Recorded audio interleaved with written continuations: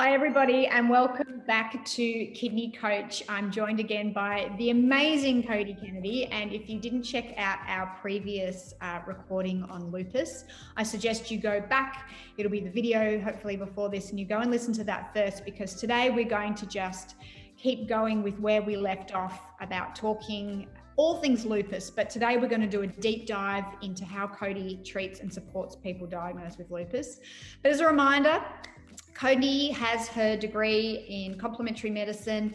She's also gone on and done her postgraduate and honours studies in, and I haven't got it in front of me, but it's research-based and making sure that everything that Cody does is research-backed and supported. So any advice that Cody gives, what I love about her is I know that it's fully grounded in good scientific research, and she's gone and checked it over and over again. She's looking at the quality of the studies and making sure that that is all on par with what it should be. Cody owns a very successful naturopathic, in fact, it's naturopathic, right? It's a holistic clinic in Newcastle. Yes. You've got more. I remember seeing infrared saunas and all good things when I jumped on there. And if I remember rightly, Cody's clinic, CK Health, and I'll put some links below, has actually won some awards. I think she won Clinic of the Year in 2018. Yeah. Did I get that right? Yes. And she's also won Business of the Year in 2020, which is just last year. So, you know, I'm talking with high-level great people here. So Cody, fellow of ATMS, which in Australia is our biggest complementary medicine body in Australia. So she is fully qualified. I will put a bunch of links so you can find out where, if you want to do a telehealth consult with Cody, there'll be a link below and a link to the Facebook group. And I'm going to start with the Facebook group because before Cody and I were just talking about that. So if you listen to our last recording, Cody set up this amazing Facebook group called Natural Lupus Solutions. Is that right? That's it. And it's got over 2,000 people in there. And one of her amazing patients that went into remission after working with Cody is now moderating that. And what Cody was saying is she set up the page because she really wanted a place where people can come for solutions. And tell me exactly what you said, Cody, because we were saying how interesting that is about what we see online in Facebook and different groups. Yes. To empower people. Yeah, so there's quite a few different lupus help groups on Facebook, and I think that, you know, back when I set it up, I was looking at some of those and I thought, this is just not a place where I wanted to build a place where people would feel empowered and feel that there was some things they could do for themselves and that they weren't helpless. And I think I really feel that's what I achieved with the group as well. And Ursula has really carried that baton as well, and she's really all for it being empowering and positive and, you know, keeping it up instead of just being a place where people can kind of come and vent about, you know, what's going on. I think there's times when people need to do that, but it's about having a community of people who can help one another, really. I agree. And Ursula, as we mentioned in the previous podcast, she's in remission now for the last 3 years from quite serious. So what a perfect person to be holding the candle and the baton for that. And I think one of the things Cody and I think are both passionate about is, yes, it's sucky when you've been diagnosed, for want of a better word, with a really chronic health condition. And I know from personal experience, and I know Cody's got some personal experience, and with what she went through with her husband's diagnosis of lupus, we know firsthand what it's like when life deals you something that isn't in your life plan. But we also know that there's so much you can do, and that coming from an empowered state and a state of being educated and a state of having knowledge to be able to be your own advocate for health is so important. And I think that's something that one of the reasons I really resonate with Cody and all I've seen that she's done for a long time with how she's supported people with lupus is that's what I've been really, really drawn to her about. And it's one of the things that we try and do at Kidney Coach. So on that note, we want to talk today about how information that Cody can give you of empowering you and the things that you can do if you are diagnosed with lupus. So I know we finished off last time, Cody, saying that you were really big on lifestyle and really overdosing with nutrition, but let's break that down and maybe start in the diet for me. Let's dig in. walk me through. I've just been diagnosed with lupus and I'm coming to you, and I will be like Ursula. I'll do whatever it takes. Run me through what changes you would be asking me to do.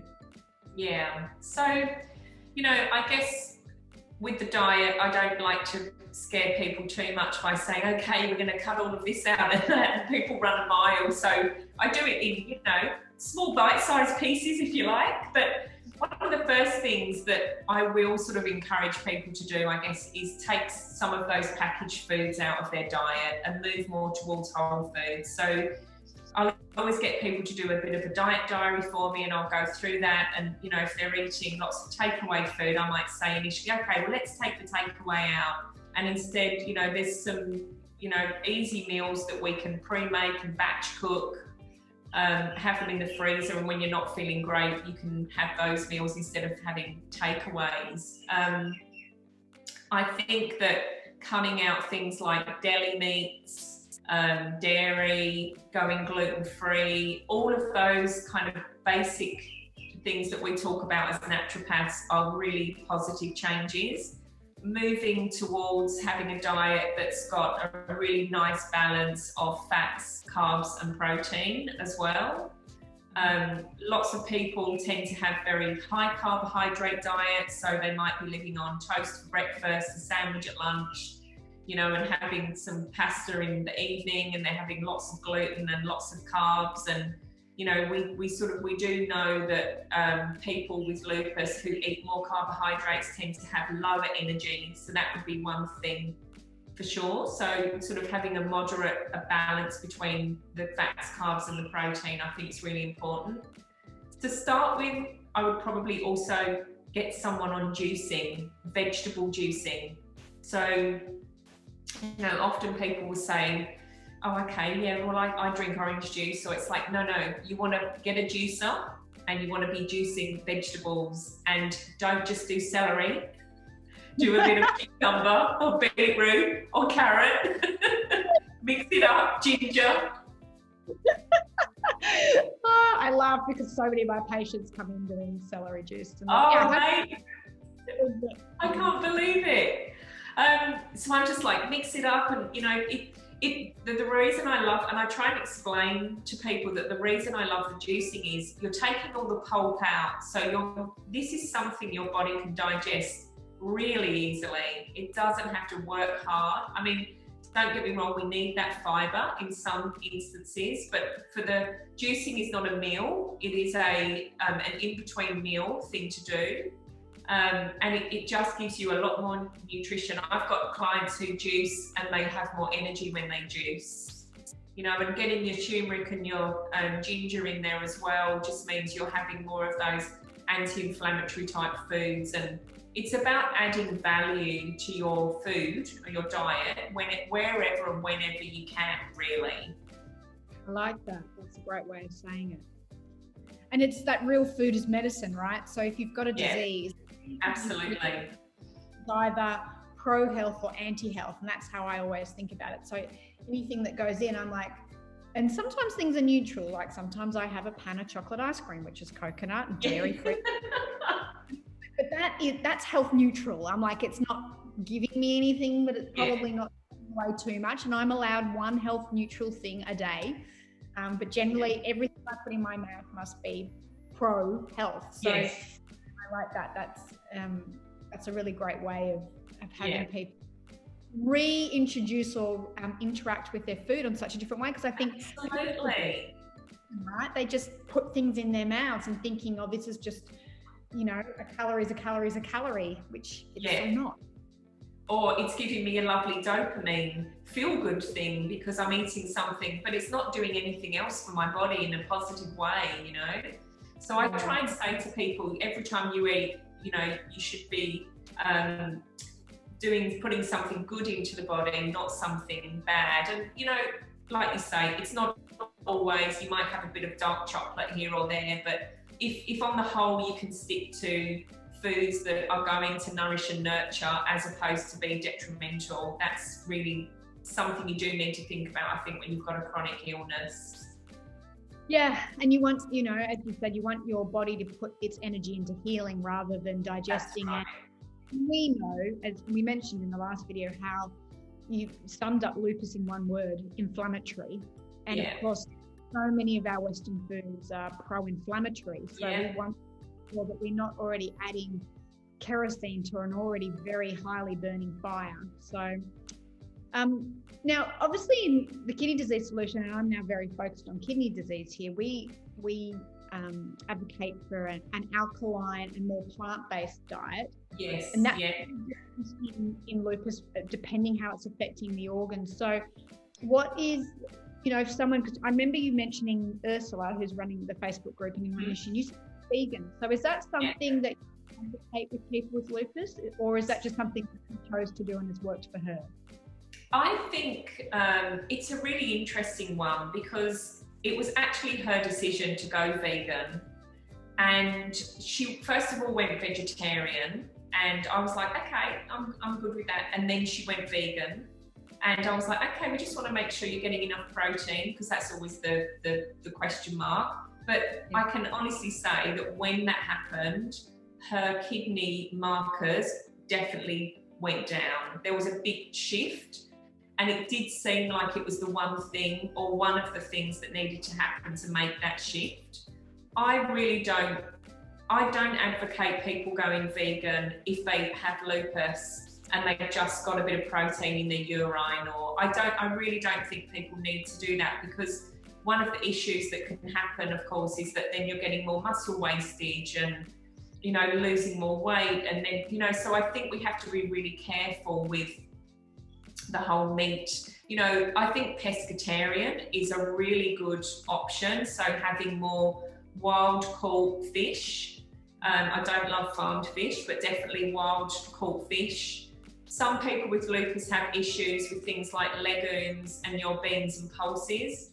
And I think that's a bit individual. I would say if you find you tolerate them, then maybe have them. Particularly if they are vegan, they've got to be getting protein from somewhere. So I think what we sort of recommend, has to be individualised there a little bit. The thing, I don't know if you've heard this, but definitely alfalfa sprouts have been found to increase disease activity. So that would probably be one of the very few things I would say across the board don't have. But otherwise, saturated fats, so things like margarine, fatty meat, those sorts of things do increase your antibodies. When you've got lupus, your autoantibodies, anti-DNA goes up with those kinds of foods, and your antiphospholipid as well. So I think but omega-3s, our good fats like our olive oil and our avocado and nuts and seeds, those kinds of fats, they actually will reduce the immune activity associated with lupus, and they can reduce the protein in the urine as well. And there's been some studies done on that. So omega-3s in your diet, which is why I recommend the fish, the wild caught fish, definitely help. Yeah. Just a note on nightshades while I'm on a food run. So nightshades are your peppers or your capsicum, chili, goji berries, eggplant and tomato. They're really interesting because I find if people are in a flare, they often can't tolerate those foods. But when they're not in a flare, they can have them a little bit and they're fine. So I think that people need to be guided by their own symptom picture with the nightshades as well. Yeah, I'm glad you mentioned that. I find the same thing in MS with nightshades. And I know for me, if I'm even a little bit inflammatory, I can't eat I don't eat white potato anyway, but I can't go near potato. And even goji berries, which I love. If I'm even a little bit MS-y, those things will just make that worse. Yes. So I'm glad you brought up the alfalfa because yes, it's one of the first things we learn as naturopaths. Yeah. And I don't know what that mechanism is because I love alfalfa. I don't know either, but it definitely increases disease activity. So yeah. Okay, well that's good. It's very in line with how we would treat kidney disease as well. We really like the pescatarian model as well. We take out red meat for everything that you said because we know that high red increased or further decline kidney function. And then, but we know there's so many great studies, as you have mentioned, on omega-3 and just how protective that, not just obviously in lupus being anti-inflammatory in that whole inflammatory phospholipid pathway that it works through, but obviously being protective to the kidneys, and especially in things like IgA nephropathy and all of those sort of things we've seen. That's right. In fact, sorry, Fiona, but I was just going to say, in fact, one of the things I do straight off the bat as well is get people on a tablespoon of flaxseed meal a day. Because there's been some really good studies on that. In fact, I can send you one of those through where they've found it reduces the protein in the urine, just doing flaxseed meal. Right, and that's easy. So easy. And that's what's great. You know, there's so many things, I think, in a disease like lupus, where you have an immune system and an inflammatory pathway that's out of control. There are simple things that you can do. So at least you're not adding to it, but potentially, how you eat, you're potentially then giving your body the tools it needs to turn that fire off. And that's it. You know, and I mentioned in the previous video when I introduced Cody, and how Cody had, you know, you're really passionate about just giving the body what it needs to heal. And I think that's one of our naturopathic 101s, right? That the body is this amazing thing that can heal itself if you give it the right tools to do it. And diet, such a big part of that. Yeah. So anything else you want to add to diet before we switch and have a look at how else you would eat? I think that's pretty much it. I mean, definitely taking out those, you know, things like canola oil and margarine and, you know, any of those kinds of things. I think definitely, you know, artificial sweeteners, and if you can eat whole foods as much as possible. So if it's come from a plant and it's a whole food, great. It's, you know, good for you.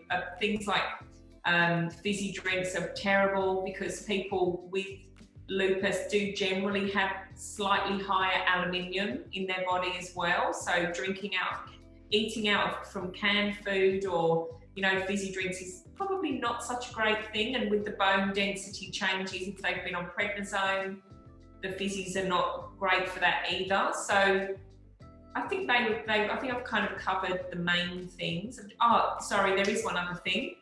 Calorie restricted diet, so the intermittent fasting.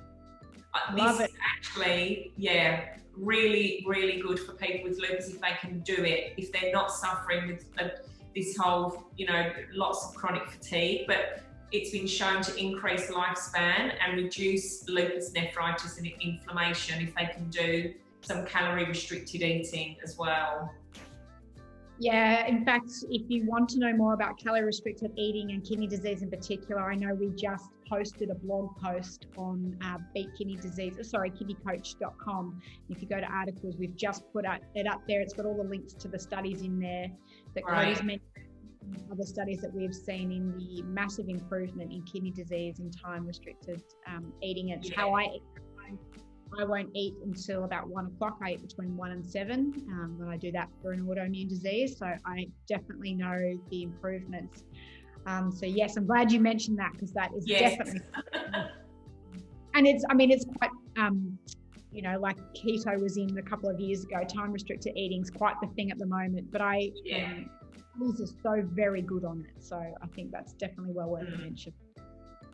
Okay, so you've given me my diet, so I've got that. So I'm going to go home and incorporate that. Now, I know, and I'm going to pre-frame this, as naturopaths, we treat the individual, not the disease. So it's very hard for me to say, how do you treat this? Because you're going to be treating each person depending on what their blood is showing you, what symptoms they're presenting with, and which organs and systems that are potentially being attacked by the infection. Are there any herbs or nutrition that you go are just a must in lupus, no matter what it's presenting, and maybe walk me through that? Yeah. So lupus generally, I would definitely be doing something like an activated B complex.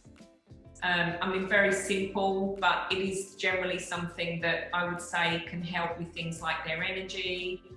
They're often not very great at absorbing nutrients. So it is just a really simple baseline thing that can help sometimes with a bit of brain fog and just top up all of their B vitamins.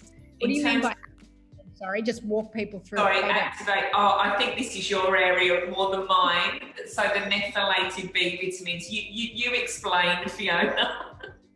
Well, yeah, so we've got B vitamins, and if you're going and buying from a cheap health food store, you'll get cobalamin, which will be your B12, and your folic acid, which will be your B9 and B12 are the two main ones that Cody will be referring to, and B6, pyridoxal, 5-pyridoxal acid or whatever it is. That's a bit bad, but I can't remember that. But pyridoxine. But when we're talking about methylated and activated, the body has to convert, say, folic acid into something called 5-methyl-tetrahydrofolate.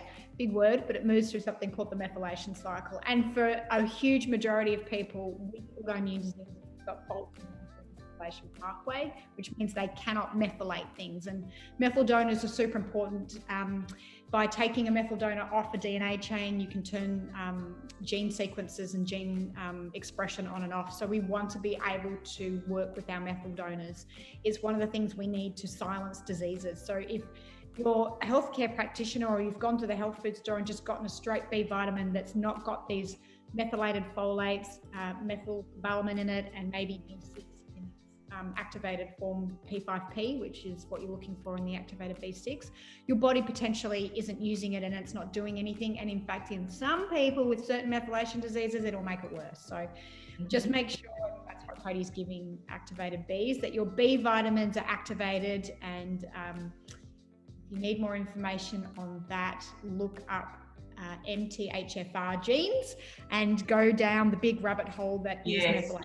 It's a big rabbit hole. But yes, so sorry.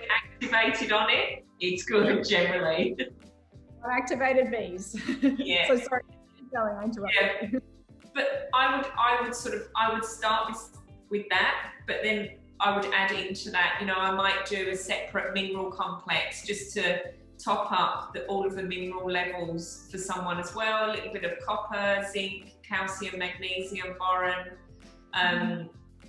Vitamin D is a huge one for people with lupus. So obviously, or not obviously, but most people who have lupus will know they've probably been told to stay out of the sun and wear sunscreen all the time.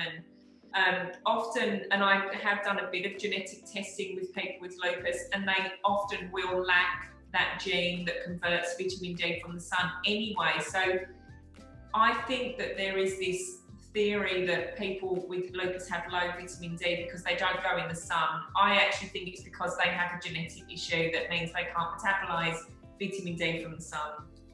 And vitamin D, so vitamin D is incredibly important for the way your immune system functions. If you are a lupus person who gets lots of hives as well, so this is can be another symptom, or lots of you're prone to some rashes.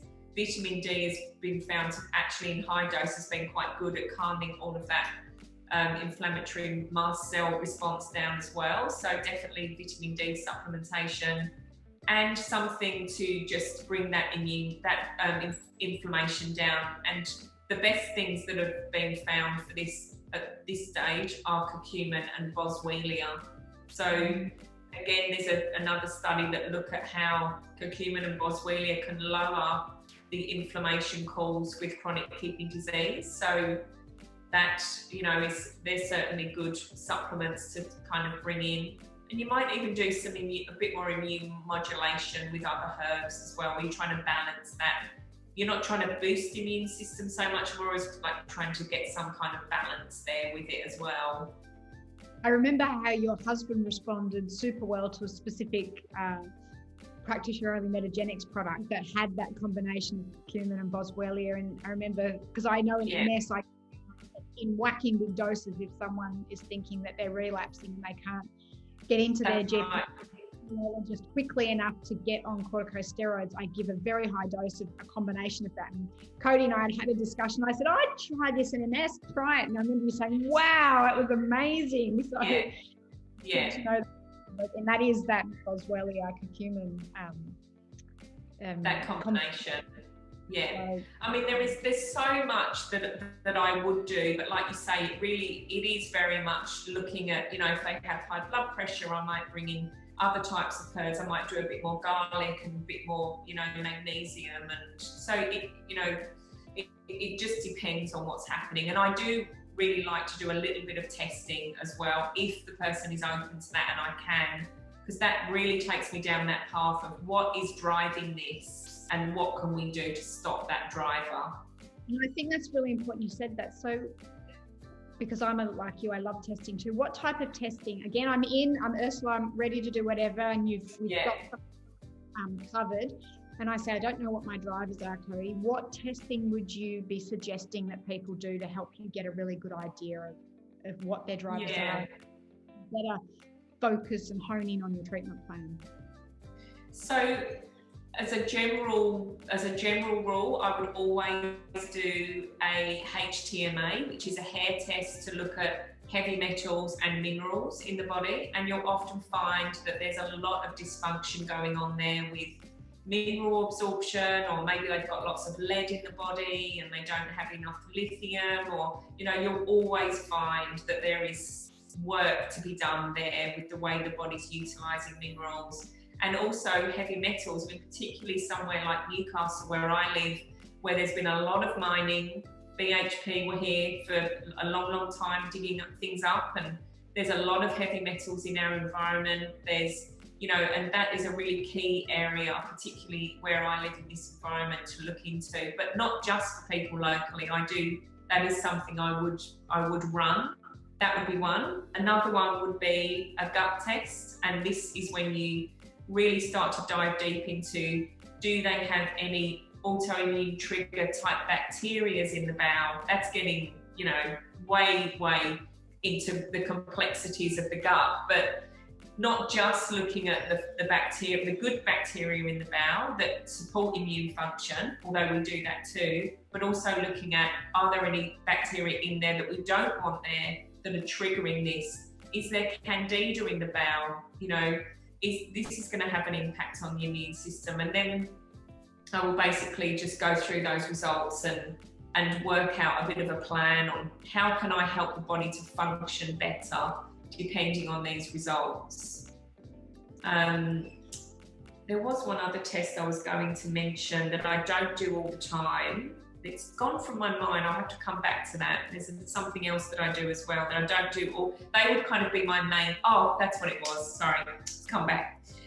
There's a test called the Dutch test where we look at, so if someone says to me, I always have a lupus flare before my period, then I'm like, there's a hormonal component to this for sure. Let's run a Dutch test. Let's see what's happening with your hormones. Do you have estrogen dominance? Too much estrogen? Do we need to find some ways of us getting rid of all of that so that your body's a bit more balanced? But that is one I will only run if someone is particularly flaring with their cycle, or they're in menopause or perimenopause and things have suddenly got worse. Yeah, it's fascinating. And they're the three that I would generally run with MS as well, which I find interesting, and probably a cytokine panel I tend to do too. But they're the main ones. Interestingly, because in fact, I've got a new MS patient at the moment whose MS is flared, right? Every cycle she gets a MS sort of flare, and so we're in the middle of doing a Dutch test. And I love the test too, because you can obviously check melatonin levels and see if people she's got sleeping issues. To hit that as well. So I'm a big fan of those tests. Too, because obviously the Dutch you can do via urine, and the hair mineral analysis taking some hair, and then the gut test is a stool test. So these are all things that if people are needle phobic, they don't worry about it. So which is or if they're not here in clinic, it doesn't matter. You can send them a kit, or you can they can cut their own hair. They're not difficult tests to perform. So useful. So useful. And do you have a favourite gut test that you tend to run? So there's two that I use. One is called GI Map, which is like Designs for Health. And one of the other things I love about that is it also looks at your the functional markers of the bowel. So it will look at things like steatocrit and your pancreatic elastase, and so it will tell you whether or not you've got a leaky gut. Lots of people say, oh, I have a leaky gut. It's like, well, let's see if you really do have a leaky gut. And all of these things, we know that 70% of the immune system is in the bowel. If we can get the bowel to be a lot healthier, then I think we're improving the way your immune system's working anyway. But that would be my favourite test. Perfect. You know, I love that too. Okay, so I've gone away and I've had some tests. So I'm going to get you, and I know, like I say, I want to pre-frame this. I don't want to take away from the individuality of how naturopaths treat. It's important that we reiterate to everyone listening that if you were to see someone like Cody in clinic, and rather than just going out and taking a whole pile of supplements, I think it's very important you work with someone, because especially when we're working with something like lupus and you've got other organs like your kidneys, which is filtering everything, if you don't need to take something, take it. So I want to reiterate how important it is to work one-on-one with someone. But say someone came back, and you mentioned aluminium before, that quite a lot of people with lupus have aluminium. Walk me through kinds of things then that you would do for someone that had that as a picture, as a driver of their lupus. Yeah, well, I'll definitely be asking them, do they drink a lot of fizzy drinks, or do they eat, you know, lots of canned food, and you know, trying to work, what sort of deodorant do they use, what sort of toothpaste do they use, you know, getting into what creams do they put on their skin. And we're constantly, you know, assaulting our bodies with lots of different washes and shampoos, and so cleaning up that side of thing, I think I would do too. I would probably give someone with high aluminium some selenium, because selenium is great for those heavy metals, but it's also been shown to lower anti-DNA. So, you know, this is where you can start to really get into, well, if someone does have a little bit of a kidney picture emerging, I would probably be giving them a little bit of selenium. I may even bring in something like nettle seed as well, because that's a great nephroprotective, and it's quite simple and easy for them to just take a little bit of nettle seed as an ongoing supplement. Yeah, I'd probably start with things like that. And say someone comes in, and a bit like we mentioned in the previous video, if someone comes in and they've got that anti-DNA marker and they've done a urine test, and say their EGFR, it's not low, but say it's sitting around 75. So, you know, which I often see that no one's flagged, and I'm like, well, that should be over 90. There's no reason that should be 75. And there's just a little bit of, maybe a couple of white blood cells in the urine, a little bit of protein. And so you're thinking, hang on a minute, we've got to do something here to protect the kidneys. Yeah. What are the things that you would implement in clinic, being proactive in helping people protect? Yeah. So I would probably give them a herb mix. And in that, I would be putting things like, I'll do the nettle seed, I would do some wormwood, a little bit of St Mary's thistle. I might give them a separate tablet form of the curcumin and the boswellia, because then we can get a decent dose of it. I really love, there's a herb called Pellitory of the Wall. I don't know if you've heard that one. That's a great nephroprotective herb. So I would use a bit of that, and rhubarb is great as a nephroprotective herb as well. So, and I might even add in a bit of alpha-lipoic acid. But one of the tests I would probably get them to do, if their doctor is lovely, and we can go back to their doctor and say, can we please do a 24-hour urine test to get the GFR accurately, not estimated, because that is an estimate, it's not an accurate reading. I would definitely be saying we need to get an accurate reading of what's really happening in your kidneys here.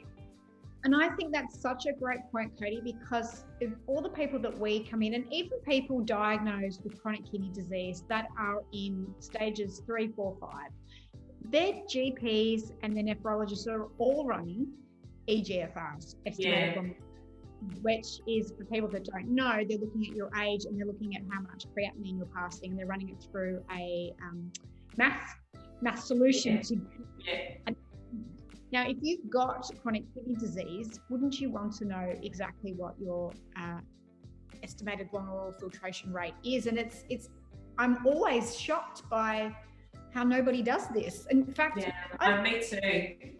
I've seen it, that where they're actually going through a 24-hour urine collection, and generally they're only my patients that are doing the Corumbra protocol, which is the very high vitamin D protocol, and we're checking parathyroid and calcium clearance, and then we get it done that way. So I don't understand why they don't run it more. And by the time someone's at 40% kidney function, there's a lot of damage happened, and it's, you got to know that early on. This is why I think when you start seeing, if your urine looks frothy or cloudy or slightly darker than it should be, even though you've been drinking and water, and then these are all the things that I think people with lupus need to be very aware of and looking out for, so that they can say straight away, hey, I think there's something going on with my kidneys, and what can we do now to really, try and reduce the damage that's happening in my nephrons. Yeah, that's such a good point. And always something that I'm always a bit baffled by, of why that's not checked. I know, me too. Okay, so we've got some nice herbal mixture there that you're putting together, and some celery seed, which we're a big fan of here, and then some. We're massive fans of alpha lipoic acid, as especially especially the R type, which is where all the research is done. Yeah. Anything else you would suggest there, or you'd start with that and just make sure they're doing the diet and make sure that it's improving that way?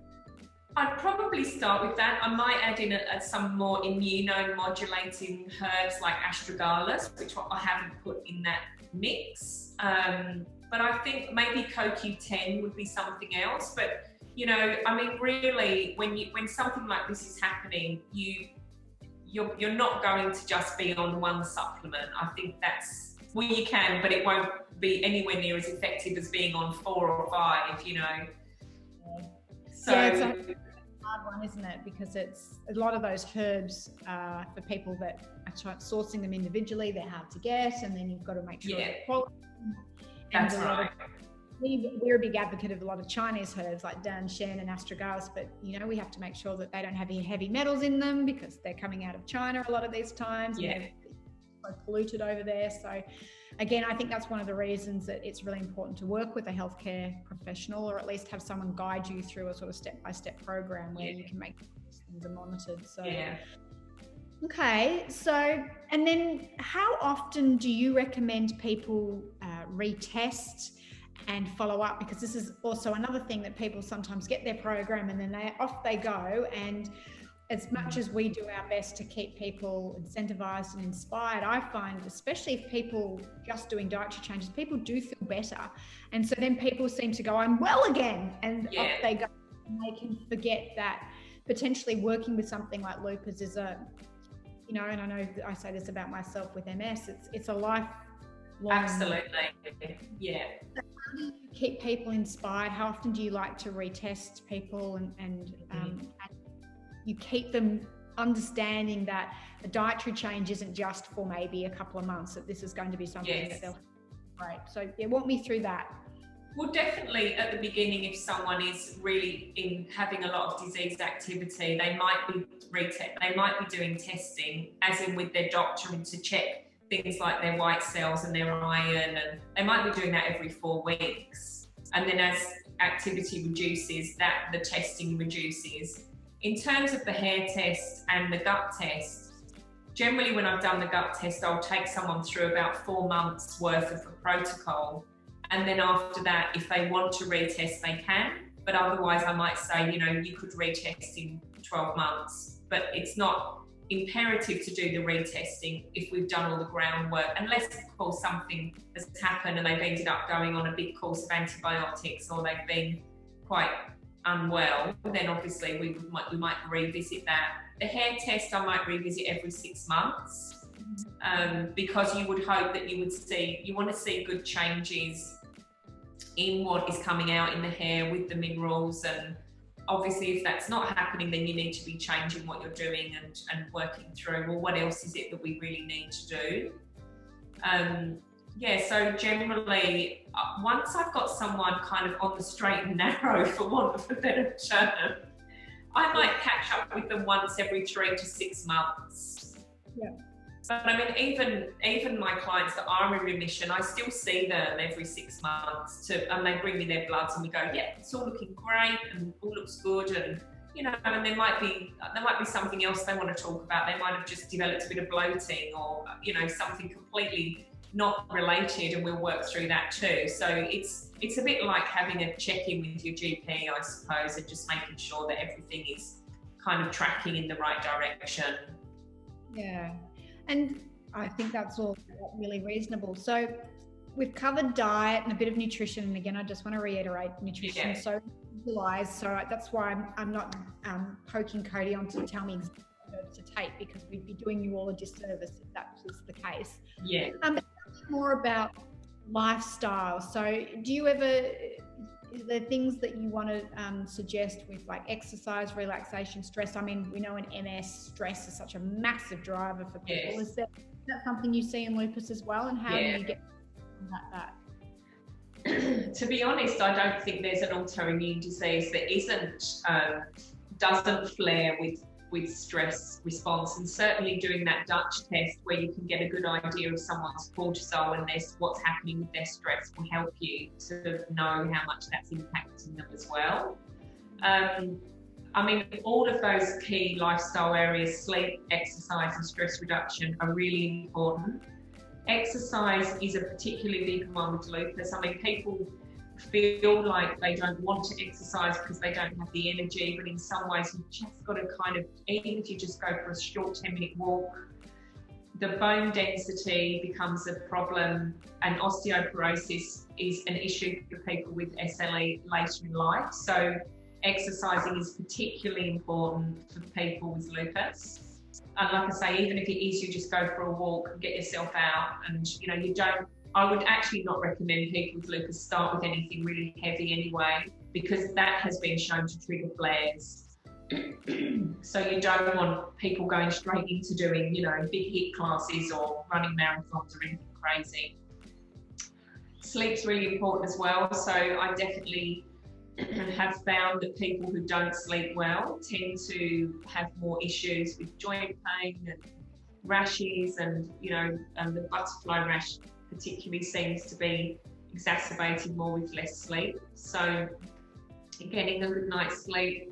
Again, if someone doesn't sleep well, I might give them some herbs for that as well. I might give them a bit more magnesium, which also can be a great muscle relaxer, but it helps with sleep too.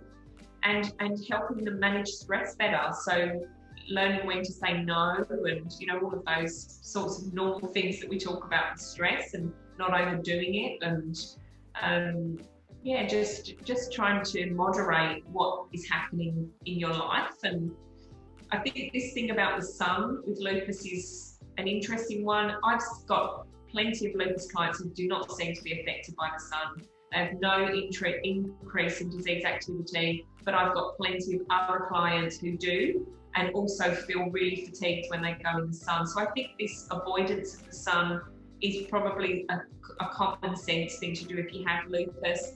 But I don't think you necessarily need to be slathering yourself in sun cream.